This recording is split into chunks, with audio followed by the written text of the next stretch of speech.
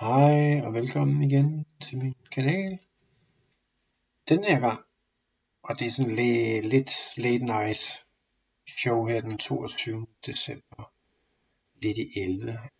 Jeg skal faktisk tidligt op, men jeg prøver lige at give det et skud alligevel. Lige pludselig så rendte jeg ind i noget, der hed timegearser.com. Og Jesus Christ, jeg har siddet og testet det lidt, inden jeg sådan gik på med det her. Wow, det er to ting, at man skal gætte på et random billede, der bare sådan et eller andet sted i verden. Det er både årstallet, og så er det, ja, hvor er det henne i verden. Og jeg må sige, at jeg har snydt lidt her. Jeg har været lidt i ovnen, bagt lidt, 20 minutters tid, og så skulle jeg lige nogle andre ting, og så har jeg sat mig ned igen og tænkt, jeg har ikke noget tid på det, men wow. Så det er faktisk, man har sådan fem forsøg gratis hver dag, hvor man sådan kan base lidt rundt i verden og finde ud af, hvad fanden der er op og ned, eller ikke. Så jeg har faktisk brugt 20 minutter på det her i forvejen. Jeg skulle lige finde Tibet på det her kort her.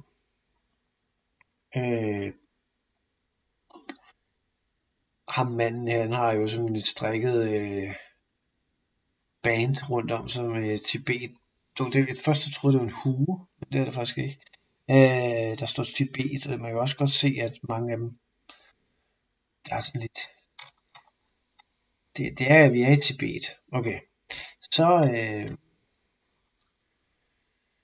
er en eller anden demonstration, kan jeg se, og jeg har jo så kigget ud af Tibets hovedstad. Det hedder Lhasa, det lyder. Det lyder som et andet sprog, hvor jeg ikke skal udtale det her. Når man er i Tibet. Så jeg må nok bare lade være med at udtale det.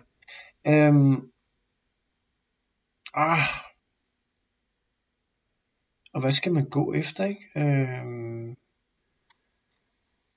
Jeg kunne finde ud af, da jeg zoomede ind her, at den der butik, det er sådan en, hvor man kan veksle penge, hvis man kommer fra udlandet. Jesus Christ, ja. Yeah.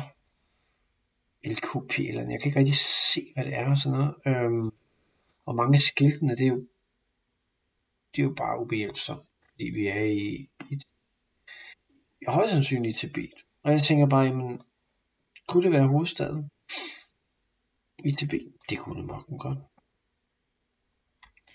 Det er jo sådan, at det her timegear, der kan man se, at jeg har jo åbent alt muligt. Man må gøre brug af alt muligt, fordi det er fuldstændig, det kan være helt fucked at finde rundt på det her plan her.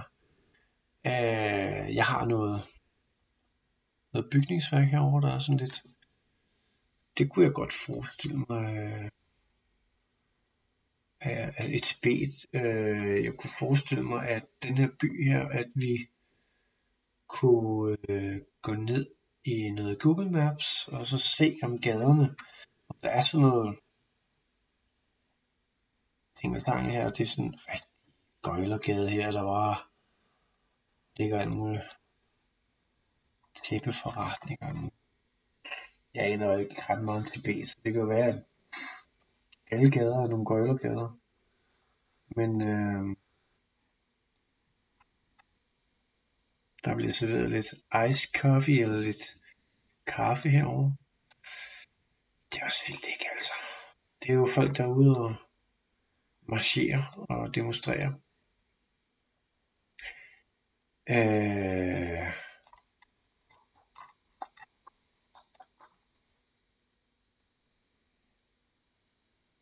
der en, der bare bærer på det der tæppe der? Nå. Det er fandme vildt, mand. Det er også fordi, hvis jeg finder ud af, hvor det er henne. Men, det der. Det er da også. skal bare se her. Tibet.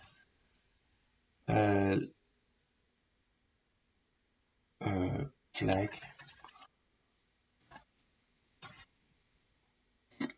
Okay. Det er sådan rigtig sol med det ene. Hvad var det her? Er det thailandske flag? Men det er bare manden her. Det er også så sindssygt, det samme manden her.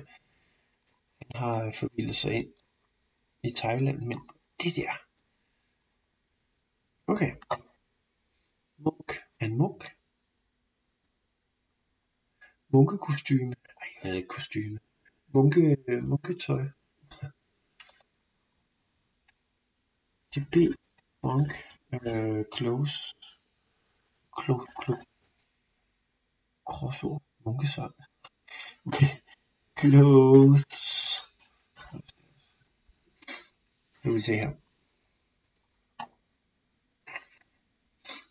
Okay. Det skal vi ikke ved siden af, hva'? Det ligner noget lille der. Det er lidt lille.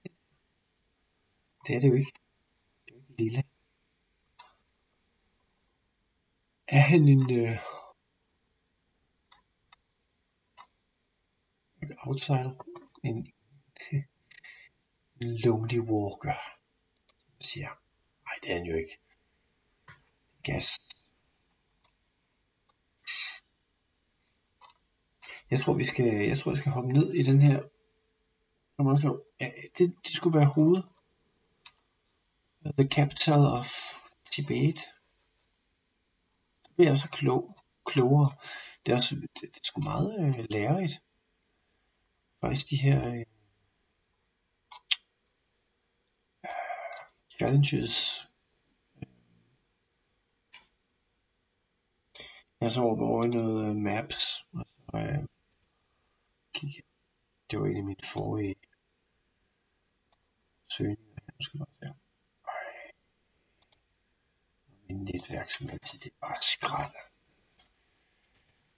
Det er bare køre bare på 4 elastikker. Sådan er det boet på landet. Der. L-H-A-S-A. Og så er der også bare sådan, er der en Google-bil, der har kørt der? Gong. Dem, der har sådan noget 1000 megabit, de vil bare tænke, you're wasting your life and time. Hvad for noget New York City? Er der noget, der hedder... det er fandme mærkeligt. Det er der noget, der hedder New York. Det er fordi, der er folk fra Tibet, der er kommet til New York, og så er det sådan... Brooklyn. Los Angeles. Okay, det er folk fra Tibet, der var sådan, vi skal til New York, og så kalder vi det bare det. Men det er også fair. Bup, ind i Tibet for helvede. Jeg må ikke bande. Der. Tibet, Ghana. Sådan. Så tænker vi lige tage en flybillet. Søg. Kom så. Kom on. Jesus Christ. Det kunne ikke være nemmere den anden vej rundt om kloden. Nå. Det var også bare Google, det går. Det ligger bare nede i sådan noget. Sådan geografisk. Og det var sådan en myretur af. Jesus Christ. Okay, det er min internetforbindelse, der bare lagger helt. Det er en stor by, så den der vej, den er ikke bare, det ligner sådan en sidegade til. Det kan jo ikke være sådan, jeg ved ikke engang, om jeg er det rigtige sted jo. Og de der, der var det der tårn, tårn er det jo ikke. Tag. Jeg kunne godt forestille mig bare lige smide mig ned her, og se om, nej, der var ikke, gud. Jo, nu skal jeg lave en pege fingre. Men,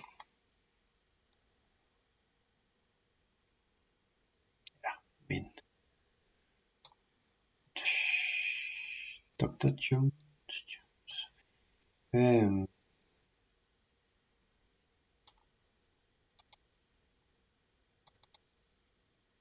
Det kunne også være, altså, jeg vil sige, der er også time på det her. Jeg vil ikke sidde og hvad sker der der?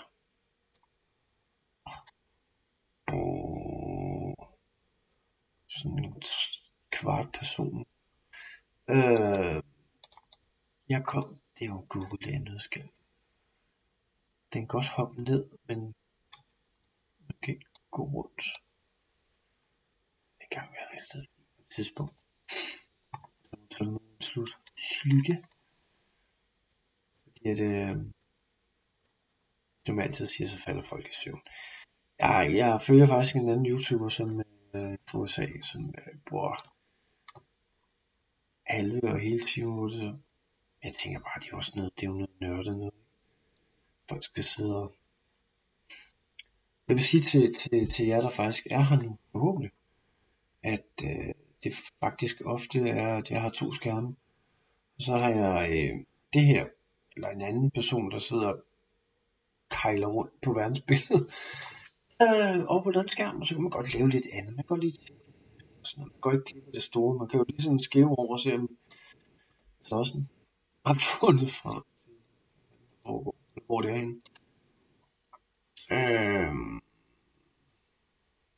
Kigger lige ned på den her gade her. Og jeg kan godt se, det er jo helt... der har kørt en Google-bil her. Hvor der også bare... der kører ikke Google-biler rundt i Tibet. Altså, hvad fanden, det er også fuldstændig sindssygt det der. Jeg fandt faktisk 6 Tibet. Det prøvede jeg faktisk at søge på.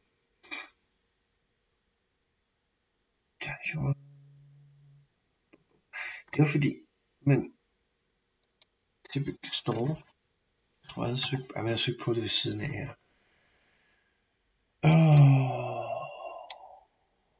Jeg må nok med et pas på den her.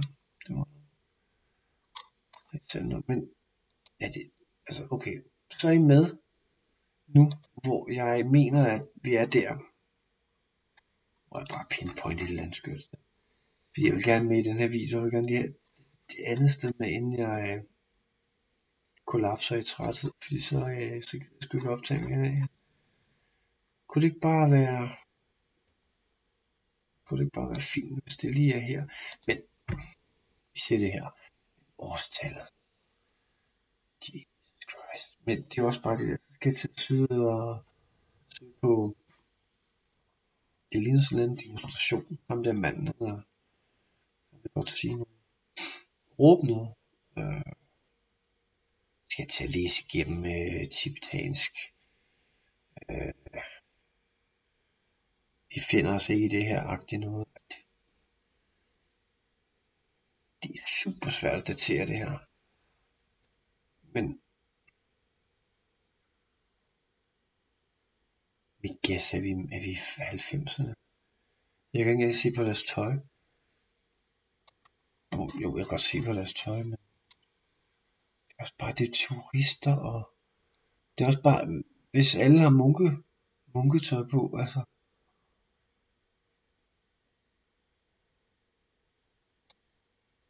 Det ligner jo også bare noget, der er købt i Bilka. Altså for helvede. Jo, vi siger 95. Vi gætter fuldstændig forkert nu.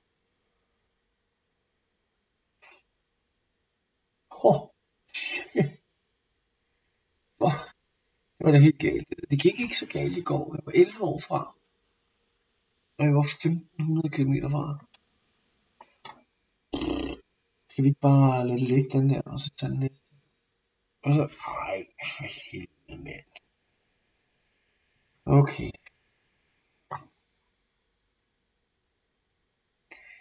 Det er 100% sikker,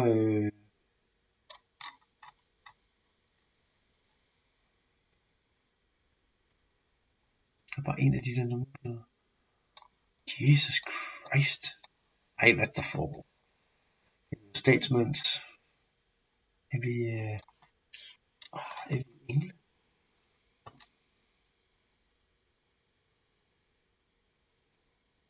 Klikker bare rundt i vildskab. Kan jeg slå den der nummerplade? På den der golf.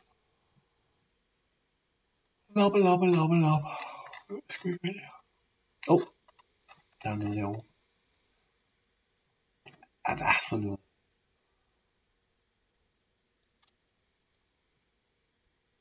Det er jo ikke min.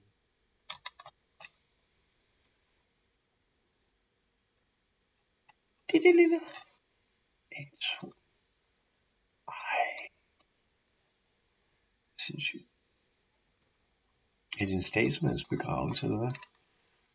Hvorfor er der så mange af de der? De er jo ens, de biler der. Og det er jo en kortege. Okay. Det var fandme vildt, jo. 127 km så hvad? Det der jo, det ligner sådan noget AI, der er gået galt, fordi N-I-E. Altså,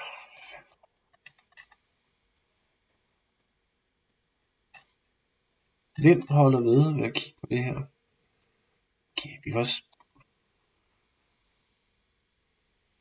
Ej. Den nød der, hvor var han lige i vejen på kul? Der er jo ikke nogen nummerplade der, altså. Hvis jeg slår den op, det er ikke fordi... Hvad er det for en type bil? Hvad er det der?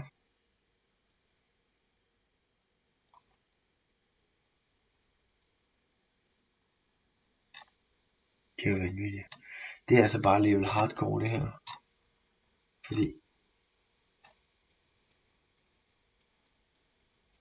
vi har sådan noget nummerplade. Fiser hjemme. Jeg tror ikke GTGJ 52. Ej, hvor er vi henne i verden?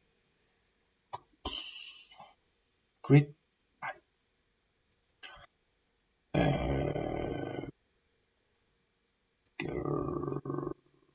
Vi gør sådan der, hvis vi gør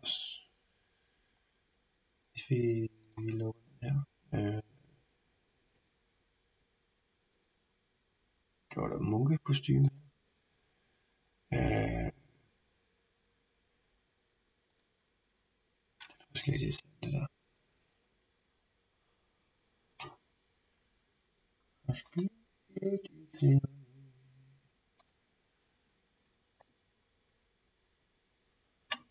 lige det var sådan lidt off the record her. Og det er irriterende. Chrome. Der var sådan... Nej. Det var slet ikke off the record. Hvorfor? Det her, det er fuldstændig uden for...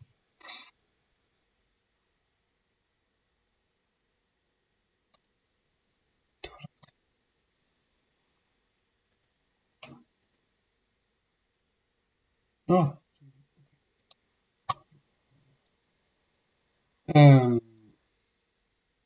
GT.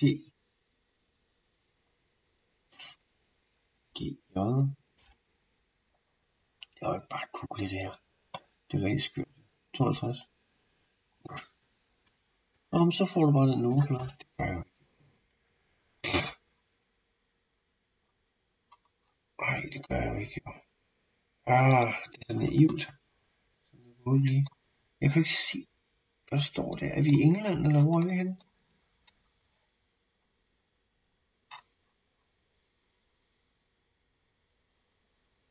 Jeg ved det ikke.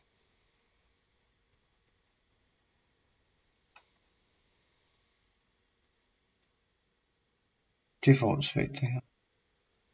Jeg opgiver. Jeg må simpelthen bare sige, at jeg opgiver, fordi jeg kan ikke, det her, jeg har jo ikke. Skal jeg til at sidde og søge på autoværner nu? Det kan jeg ikke. Kraft. Jeg tror, jeg er England. Jeg må bare... Er vi ikke på en mod? Vi... A2. Altså A2. Ej. way.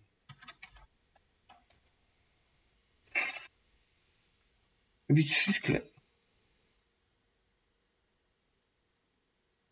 Ej, okay, du kan også... Der, nok en... Så vil jeg nok... Ej, okay. List of A2 roads. Det var sådan... Connecting Rome and... Okay, det var A2. Det er bare hele vejen op igennem Europa. Nå, vi kalder bare alle motorveje A2. Okay. Så kører det bare fra... Det ved jeg ikke. Jeg burde den der...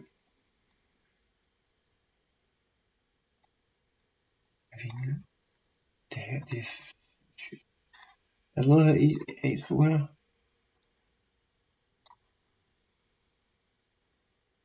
Ikke Tyskland, det er Tyskland.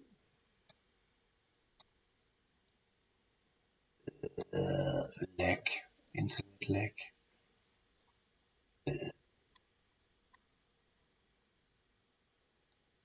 Bloksbjerg. Jeg kan ikke pege på. Jeg kan ikke pege på noget, som ikke er A2. Bare pege på en motorvej. 2. Det var også fedt. Jeg kommer til at ramme 400 km fra. Aner det ikke. Det her, det er Resination. Hvad hedder det? Årstal, det er også helt okay. Det er altså noget af en dårlig debut, det her. Jeg tror bare, jeg skyder den af sådan her. Og siger, okay. Okay, det her, det er fandme med bind for øjnene. Så er jeg faktisk kun... Jo, altså, ud af ikke af ingen kæft, så er jeg kun 300 km fra og 9 år fra den. Skal det godt lege. Så kommer jeg først strong Dutch. Okay. Så bliver vi så klogere. Skal vi lige tage den sidste? Og så skal vi ikke trætte hinanden mere.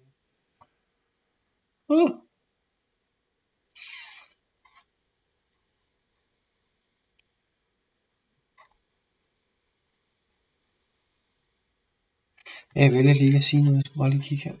Det var også sindssygt. Hvad er det for noget? Vi er i hvert fald tidsmæssigt, der er vi tilbage i nok sige 60'erne. 50'erne. Jeg skal finde ud af, hvad Fifth Avenue er.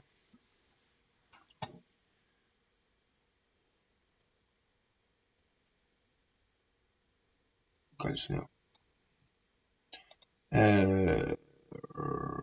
Fifth Avenue. Ikke det? Fifth Avenue. Brooklyn. Det ligner. Ej, det er ikke det ligner. Jeg har ikke en kæft forstand på, når jeg sidder og kigger på det her.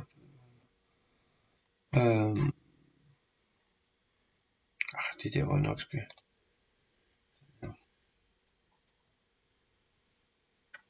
Og den krydser jo Fifth Ave. Der er mange steder, ikke? Det ligner noget New York City.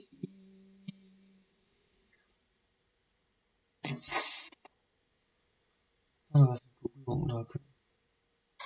Ej, de der gader, de plejer at være sådan. Altså,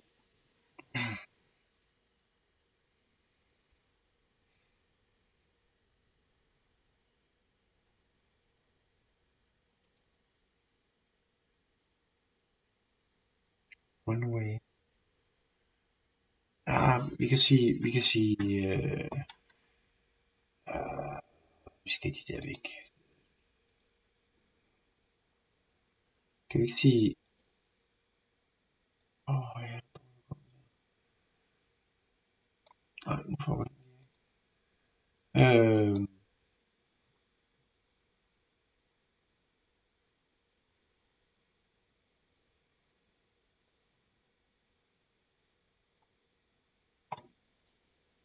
Det kører bare rigtig godt.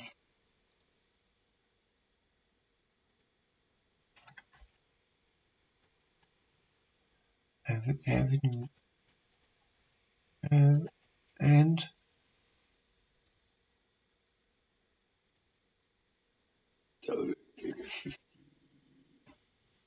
ej mand, hukommelse. Street, 50 Street. Okay. Nice. Hvad lavede jeg så her? Det var ikke der, jeg skulle søge den. Det var her. Så får vi nok sådan rimelig. De to veje, der krydser hinanden.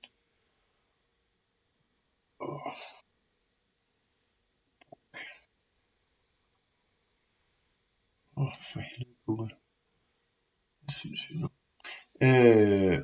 Jeg tager for min skrøbelige internetforbindelse, og skulle sidde og generere, jeg ved ikke hvor mange.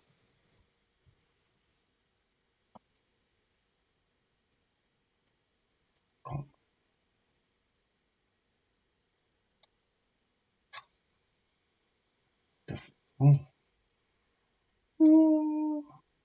Hvad står der her? One way. Men altså, jo, først det.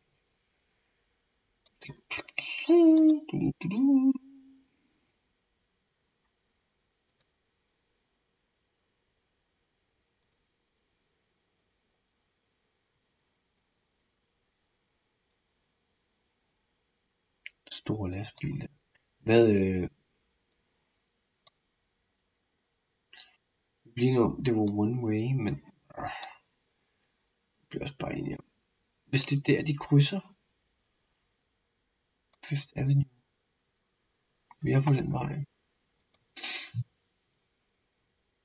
Vi er bare tilbage i tiden, ikke? Det er nye skilte. One way. Jeg har lidt tid imod mig. Og stedet.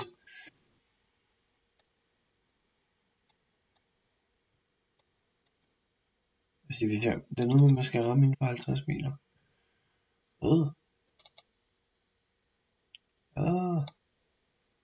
Sygt. Det var også bare sådan, fuck, jeg sidder og kigger på et billede fra. Det var bare sådan en fra muligvis 60'erne, og så det er bare opdateret fuldstændig.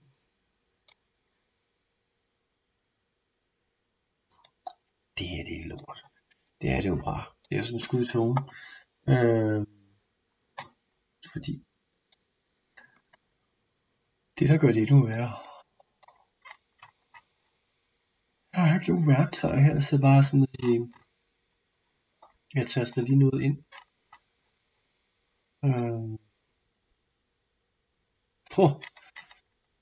Der burde, okay. Det er bare overvagt det.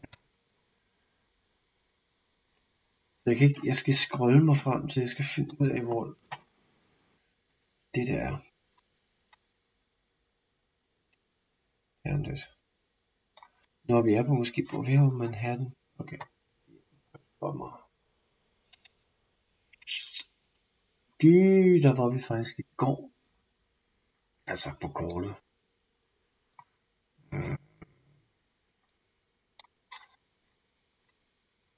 Det her.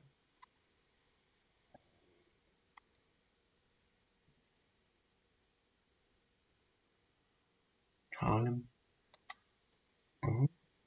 Manhattan.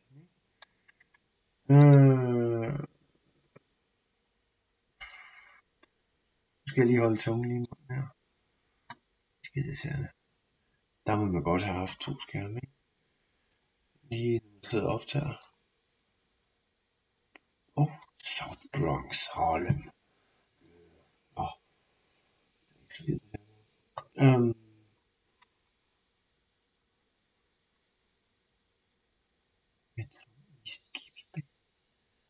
Og så er Long Island. Long Island, der er meget sprut i den. Nå, Dutch Kills Roosevelt Island. Der er en bro der. Det er sådan fuldstændig.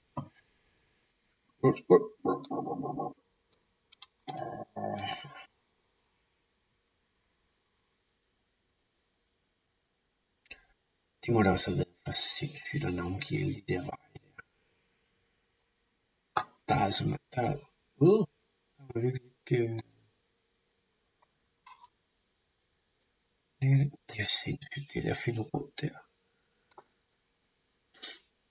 Okay, hvis vi har, hvad er det for en park heroppe? Er det bare Central Park? Det kan være. Hvis vi stopper lige der. Kanten af det er så Rockefeller. Nå, Rockefeller Center.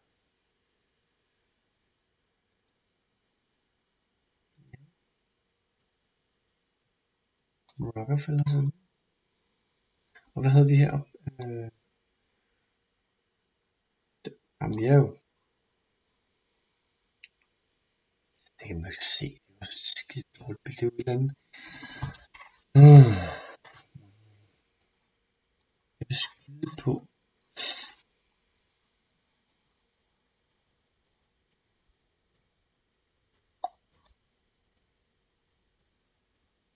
De der briller der, ikke?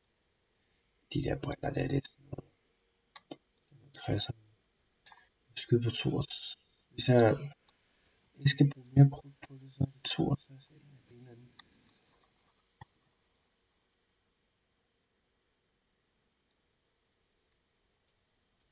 Location. Jeg skal måske komme med. Kigger lige. Hvor? Jeg kunne det mindste. Jeg burde jo også vide, at der. Jeg ligger lige H&M dernede. Nå. Okay.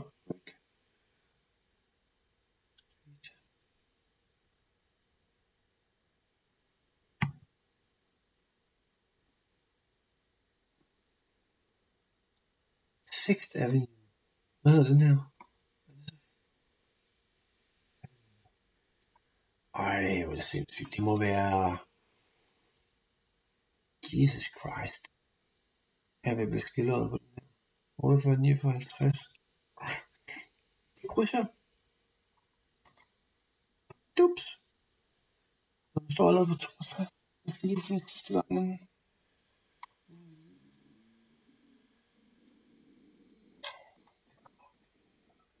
Er vi 70'erne, 60'erne, 70'erne? Jeg ved ikke, hvorfor der er...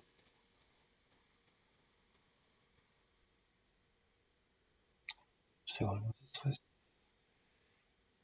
Og så sådan, hvis man så siger 64. Og hvad?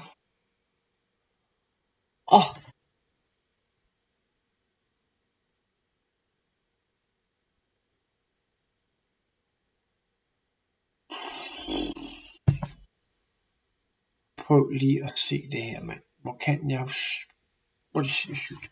Jeg var 1 år fra og 27 meter fra. Det er sindssygt. Ved I hvad? Jeg tror, at jeg vil bare lige klappe mig selv på skulderen og håbe på, at I alle sammen var med i 34 minutter. Så tusind tak, og vi ses en anden dag til noget andet gætte.